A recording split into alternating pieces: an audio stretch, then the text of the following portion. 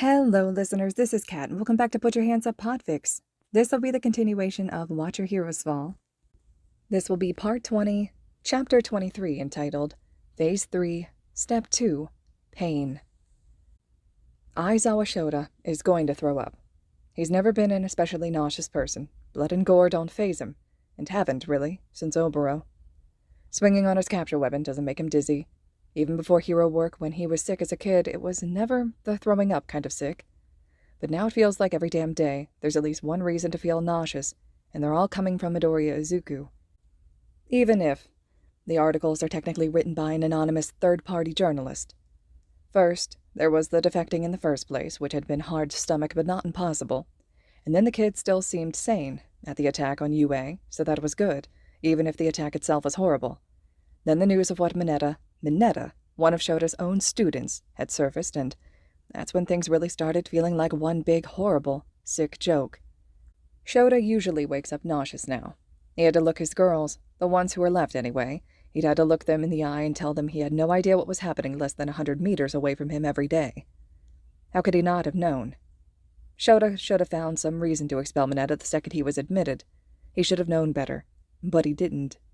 And the girls all taking a shower in a big group wasn't for fun and camaraderie, the way Shota had thought. It was for fucking safety. In the dorms where they were supposed to feel safe. That was the worst of it. Shota felt his forehead hitting rock bottom. He knew then, when even Ashido and Asui wouldn't meet his eyes during that talk about Mineta, that he had failed as their teacher. His focus then shifted to penance. What can he do to protect these kids? But the hits were only coming faster. Mirko and the bizarre staged fight, which crumbled hero journalists' careers with Twitter posts and eroded the pillars of trust that civilians had in heroes. Sitting with Midoriya's mother had made Shota feel better for a bit. Here's a woman made of steel, and she is steadfast and steady, and she has nothing but faith in her son and fear for his safety. But he had to leave, eventually, to go on patrol, and the hits kept coming. Uwabami, Jesus fucking Christ. It's not every day a prominent hero outs herself for human trafficking on live television in her own set. The kids had a field day with that.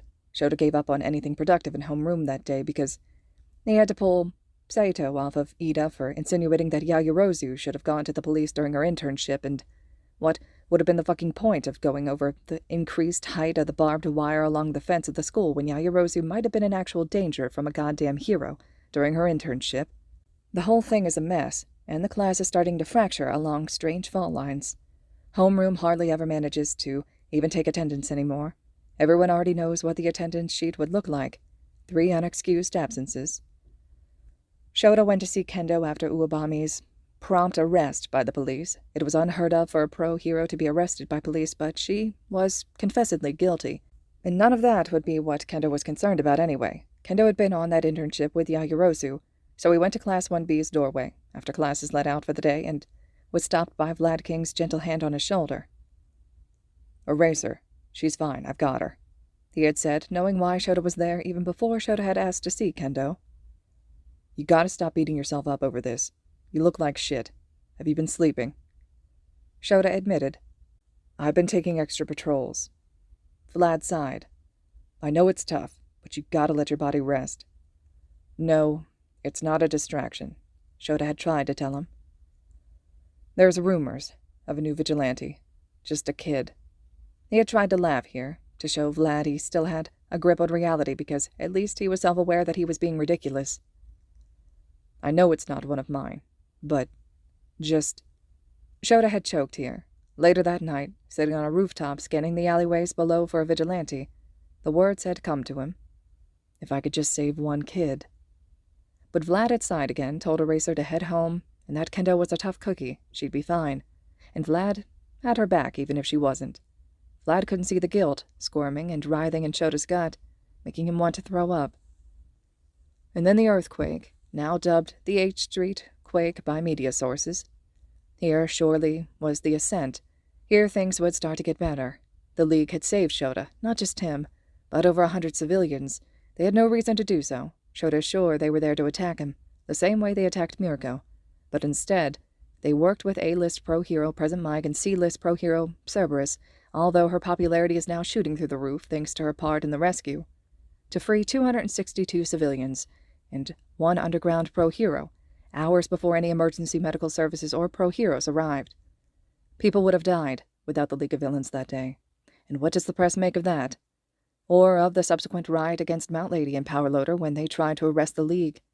Public opinion flipped on its head. The League were being hailed as heroes, and all actions since public debut of the hero student defectors were being reanalyzed in favorable light. The media played no small role in this, but Shota could handle bad press just like he can handle changing opinions. Surely, here was the ascent. But now, Shota wants to throw up again. He is reading an anonymously authored article on heroesdaily.com, the #1 rated hero news site. There are videos and pictures. Aizawa Shota now knows what was happening to Todoroki Shoto, what he couldn't stop. Sho? Hizashi's just waking up. It's 5 in the morning. Shota didn't sleep last night.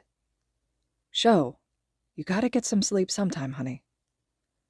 Look at this, Shota says, and sets his phone in his husband's hands, and then steals a sip of his coffee. Hizashi yawns, pulls out his reading glasses from his shirt pocket, and blinks blearily at the screen until it focuses. Then he frowns, and his brow furrows. He scrolls faster and faster, and Shota takes the phone from him a few seconds after he clicks on the video. Don't watch it, Shota says. Hizashi tries to take the phone back. Shota doesn't let him. Don't watch it, he repeats. Hizashi practically falls to a sit next to Shota. His shoulders are shaking. He's crying. Shota wraps him up in his arms and lets him cry. Shota already finished crying. He doesn't think he'll ever get that shaky phone camera footage out of his head. He's not sure whether it was worse when Shota was resolute and silent at the start of the video or when he started pleading, right before the video cut off. Shota couldn't stop it from happening. He didn't even know about it. Midoriya even tried to warn him, and all the signs were there. Shota just paved over them. How could he have known? How could he have not known? I'll kill Endeavor, Hizashi rasps, still crying. He's already been arrested, Shota tells him. He knows because the first thing he checked when he saw the article at 3:48 this morning was whether or not he would be able to kill Endeavor. At least scar him, make Endeavor bleed and cry and beg Shota to, Stop, please. I haven't done anything wrong. I'm doing everything you said. Hitting me won't help anything. Please, Father, stop. The way Todoroki had begged in that video before the phone fell from its recording spot, and the video cut off. Officer Takano Kyohei didn't mind the night watch. His wife liked to be up at night anyway, so it worked out. They both wake up around 6 in the afternoon. He goes to work at something like 10 at night, and he's there until 6 in the morning. And he gets home and they both go to bed around 11 in the morning. They'll have to get something more normal once the baby is born, but for now they do just fine. Nobody minds a face like his on a night watch, because it's dark and everyone's usually pretty tired, and strange things like 12 eyes and a sideways mouth are supposed to be a nighttime occurrence, according to the human brain. Kyohei doesn't mind the stigma. He has a wife who loves him, a kid on the way, and some good co-workers. His sister's kid, Nana, she's got a face like his. She's a sweetheart, you know, but she's got bullies too. All the kids with quirks like Nana's, like Kyohei's, they get bullies. You can always get her to brighten up when you talk about heroes, though. Nana says that Endeavor's her favorite. She met him once. She just happened to be walking home from school and passed him on patrol, and she said he was the nicest man she'd ever met. He passed next to her, and she plucked up her courage and asked him for an autograph. And there was nobody around, so he sighed, and he scribbled something on a piece of notebook paper. Told her to get home safe. That was 2 years ago. Nana still has that piece of notebook paper taped to her wall, next to her bed. Kyohei always liked Endeavor after that. Guy like him never signs autographs, but he signed one for little Nana, and now she smiles at it after a hard day at middle school.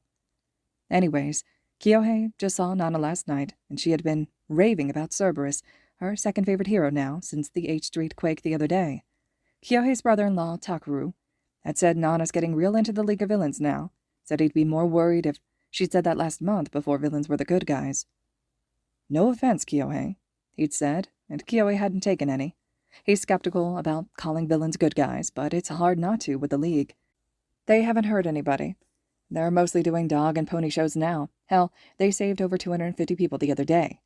He'd said as much to Takeru, who had nodded and gotten a little carried away with himself, the way Takeru does, and gone on about, if the heroes would just calm down a little like Cerberus or President Mike, they'd see the villains are trying to turn a new leaf ever since those UA kids joined. Well, Kyoei didn't know about all that, but he certainly didn't see the leak causing a big problem. In fact, the precinct's been quieter this month than Kyoei's seen it in his career. All this to say that when Kyoei got a call over the dispatch at around midnight saying there was a warrant out in his district for the arrest of Todoroki Enji, otherwise known as the #1 hero endeavor, Kyohei did a double take. "Excuse me, ma'am?" Kyohei said to his radio. Miss Nakahara sighed.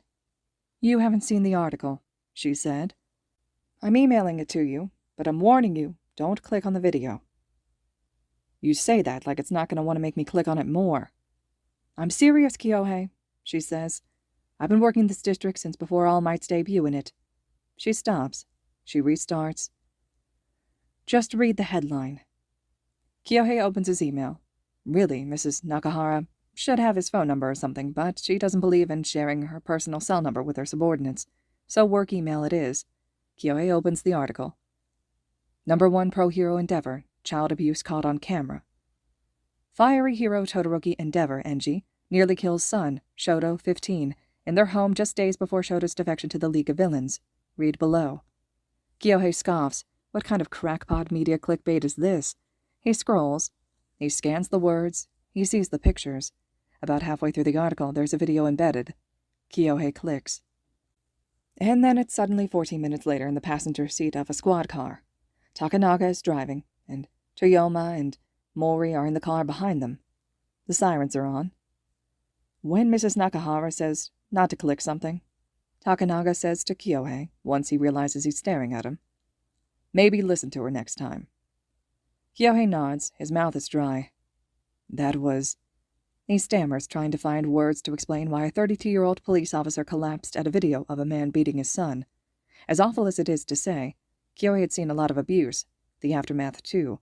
He's seen car accidents and murders, brutalities he doesn't really like to talk about, but that video takes the fucking cake. He wonders how Endeavor's son survived to join the League of Villains. They're at the Todoroki household now. Endeavor walks out. There's 2 other kids, white hair, both of them, that peek out of the window of the house, but they don't come out until the cuffs are around Endeavor's hands. The girl comes out first. She goes up to Mori, asks if she can say something to her father before he goes. Mori tells her absolutely, and he has the taser and the baton ready if Endeavor wants to try anything. Endeavor's daughter stands 2 feet in front of him, eyes made of steel, and fists clenched and wholly shaking. Her brother creeps out of the house to stand behind her. "Was it worth it, father?" she asks. "Was your petty, stupid, meaningless revenge worth it?" The brother chimes in. "You seem like you wanted to be better for a few weeks. We hoped that you were moving on. But our hopes never factored into your great plan, did they?" Kyohei knows nothing of the revenge plan they're talking about, but after the bullshit they've put up with for God knows how many years, they deserve to be able to say whatever the hell they want to Endeavor while he's handcuffed. But Endeavor sticks his head up high. He glares at his children. "I have nothing to say to the children who were never strong enough to take power for themselves."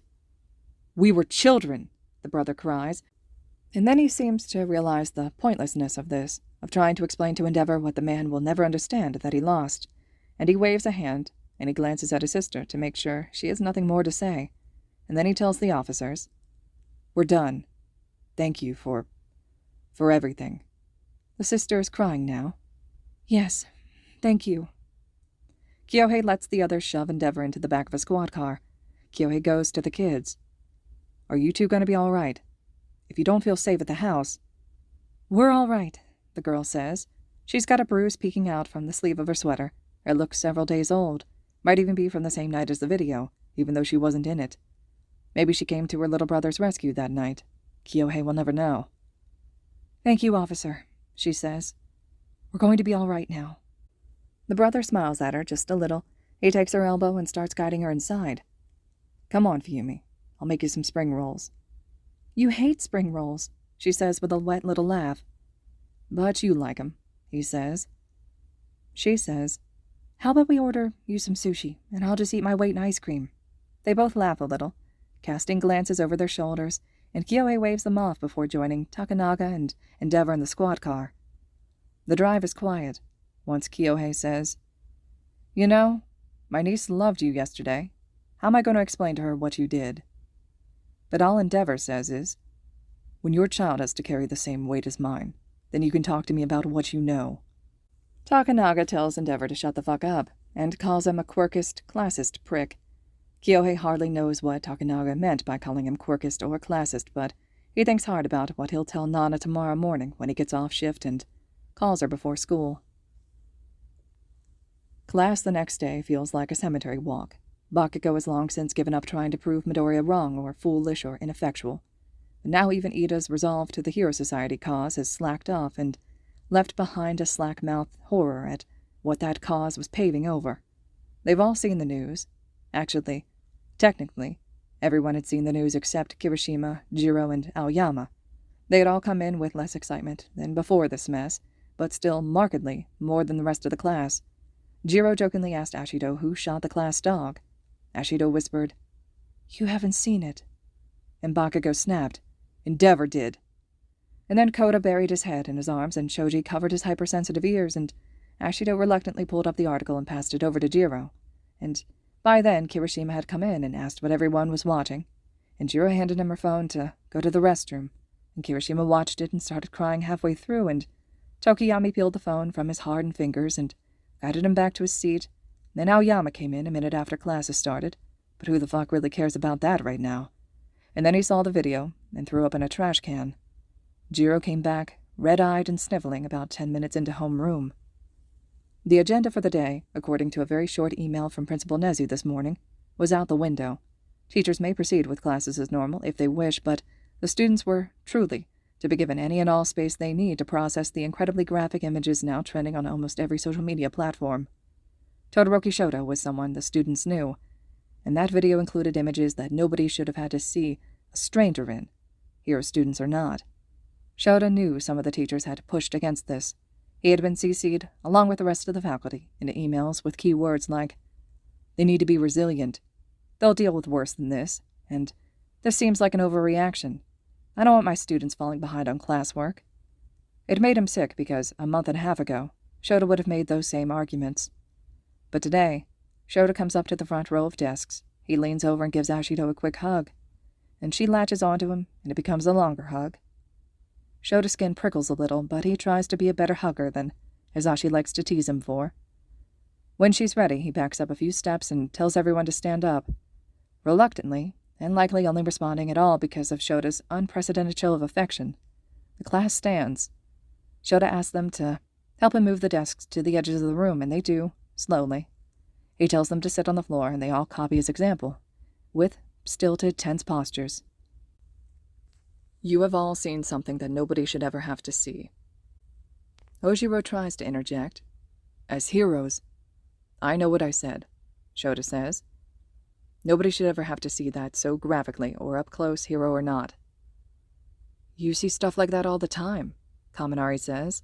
Shoto can see the way they're fighting to stay rational and calm and stoic about this. You can see the way their jaws wind tight and their eyes are red-rimmed, that they're not okay. Shoto wonders what to say next. Yes, he does see stuff like this all the time. There's kids he can't save and there's people that die, and hell, Shoto gets a domestic disturbance call once a week.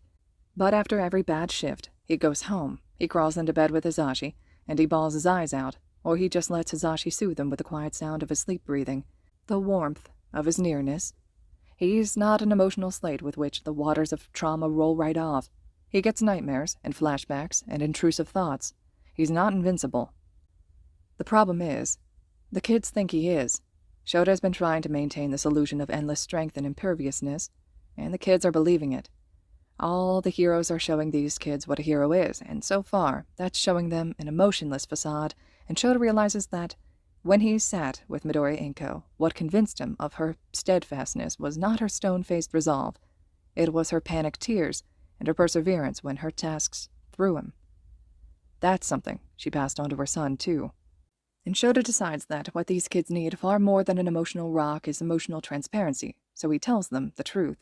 And they listen, eyes widening, as their teacher tells them that he cries a lot, at home, and that he has nightmares and flashbacks and bad nights, and so sure, yeah, he has seen this video on other faces and then some, but that doesn't mean you can just walk this off. Now, he says, exhaling and trying not to tremble, it's difficult to look your kids in the eye and bare your weakness to them. We are going to talk about our feelings. Related to this, unrelated, I don't care, but there's no class today. We are just going to sit and talk. Someone please go first. Shota hopes he can sink into the background of this. Just let the kids talk. Forget Shota is here, except for some general sense of safety, Shota hopes they can still feel around him. Shota expects one of the girls to go first. He would guess Hagakure, maybe even Kirishima. Instead, Bakugo says, "Has anyone checked on Deku's mom? Auntie Inko's got to be a mess." Shota tries not to miss a beat. "I've met with her, and Detective Ishikawa from the police department is keeping in touch." Bakugo cackles, and it startles Kirishima and Shoji on either side of him. "Oh, I'm sure that detective is having a real fun time." "What do you mean?" Zero asked. The whole class is leaning into this a little, leaning out of their shells. They want a story, and Shota realizes from the glint in Bakugo's eyes that he knows this. "Auntie Inko hates cops. When her ex, Deku's shitty dad, when he wouldn't leave her alone, she tried to go to the cops, but they just saw her some airheaded 29-year-old chick overreacting to an ex-boyfriend. They didn't do shit." Cries of sympathetic outrage ripple across the class, and Shota has to admit he's just as reeled in as his students. Inko Midoriya never mentioned the father of her child to Shota. "Anyway, so she's got a minor levitation quirk, and she levitated his ass 12 feet off the ground when he tried to say he'd kidnap Izuku to get her back. And then the police tried to arrest her." "No fucking way," Kaminari said, and Ashido cried. "They didn't remember her trying to file a report?" Sparks crackled in Bakugo's palms.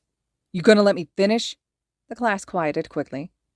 "They handcuff her. They handcuff the ex. They handcuff a 4-year-old Deku, for some fucking reason, and they threw all of them in the back of a squad car, and then my mom comes out of the house because she heard the yelling, and then she set me on the front lawn." Wait, Uraraka interrupts. "You were 4. There's no way you remember this." "Okay, 1, Bakugo retorts. "I'm the fucking best, so I remember everything. 2, he continues before she can interrupt again.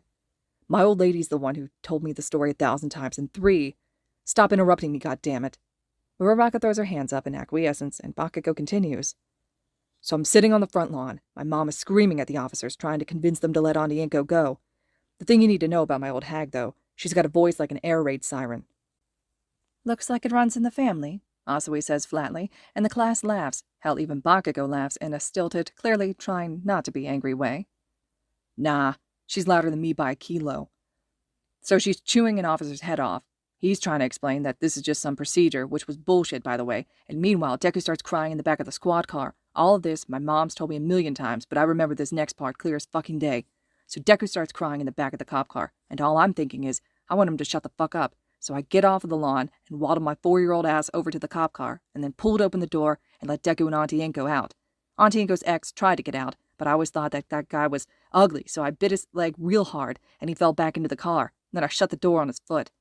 Of course, the cop heard that, and then he runs away from my mom and sees me trying to shove that guy into the car, and he's holding his leg and screaming, and the cop tries to get me to stop, so I set his pants on fire. That's the story how my quirk came in a year early." The class is silent. Shota's first thought is, there's no fucking way, but Ida beats him to the question. Is this a true story, Bakugo?" "Course it's fucking true. I look like a liar to you."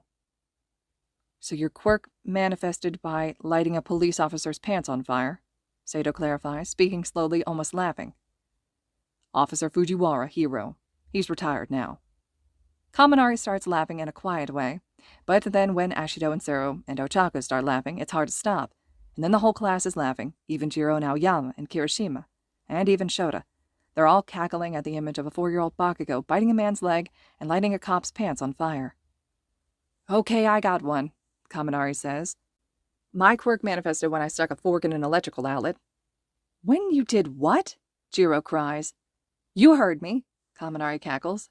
"I was a dumb kid." "Still are," Bakugo says, and Shoji elbows him roughly for it. "I didn't start growing extra arms until I was 7 or 8, Shoji says softly. "Before that, we thought it was just my mouth." "Your mouth?" Hagakure echoes. Shoji nods, pulls his mask down to reveal his teeth from one ear to the other. His cheeks are an embarrassed shade of red. "Oh my goodness, that's so cool," Hagakure squeals. Shoji goes even more red. "Dude, that's awesome," Kirishima says, finally feeling up to speech for the first time since he saw the video. "So manly." "You're not just saying that?" Shoji asks, and the whole class cries in their own different ways, "No." And then the laughter fades, the smiles dim, and everyone peeks back down to the floor. I miss them, Jiro whispers. Kaminari's face falls, like the whole class, but Shota would have to be deaf to miss how Shinsou talked about Kaminari when Shota would train with him, and Kaminari must feel the same. Me too, Kota says, and the sentiment is echoed in every corner of the room. Momo was acting weird for like a week before they left, Jiro says. She laughs wetly. I thought she was going to ask me out. Ashido leans over and wraps Jiro in a tight hug. Jiro cries some more. How? Kirishima's voice cracks, and he swallows thickly and tries again. How did we never know? He's smiling like he's trying to find this funny, but his cheeks are wet and dripping water onto his uniform. He never said anything. He seemed fine. We should have... Bakugo, of all people, opens an arm, and Kirishima takes the chance to hide his face in Bakugo's shoulder. Bakugo's face is conflicted and a little put off, but he pats Kirishima's back comfortingly. Nobody laughs at how awkward Bakugo looks because hell is clearly a cold, cold place, and the hellfire is awaiting trial in a jail cell. All right, listeners, this concludes Chapter 23 of Watch Your Heroes Fall. Chapter 24 will be next. I hope you all are still enjoying, and as always, thank you so much for listening.